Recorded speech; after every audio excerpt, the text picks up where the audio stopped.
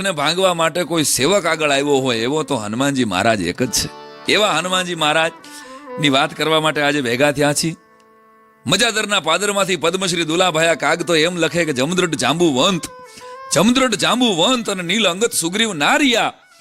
જમદ્રઢ જાંબુવંત અને નીલ અંગત સુગ્રીવ નારિયા, પણ હજી લગી હનુમાન જોને કાયમ બેઠો કાગડા. હજી લગી હનુમાન. એકે હિન્દુસ્તાનનું એવું ગામડું બાકી ન હોય, મૂર્તિ કદાચ ન હોય, ખાલી પાણાને સિંદૂર કરીને મૂકી દો એટલે અહીંયા હનુમાનજી તરીકે પૂજાવા માંડે.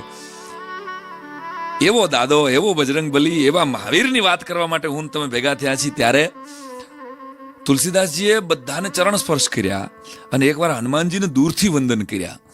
એટલે હનુમાનજી તો આમ મૂળ તો વાનર સ્વરૂપે, એટલે એને ખીજાઈને કીધું, હળવાશથી કીધું કે તુલસીદાસજી તમે બધાને ચરણ સ્પર્શ કર્યા અને મને કેમ દૂરથી, ભાઈ તમને મારાથી કઈ વાંધો છે?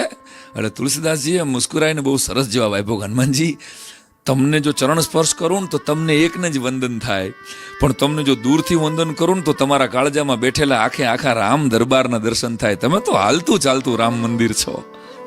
એવા હનુમાનજી.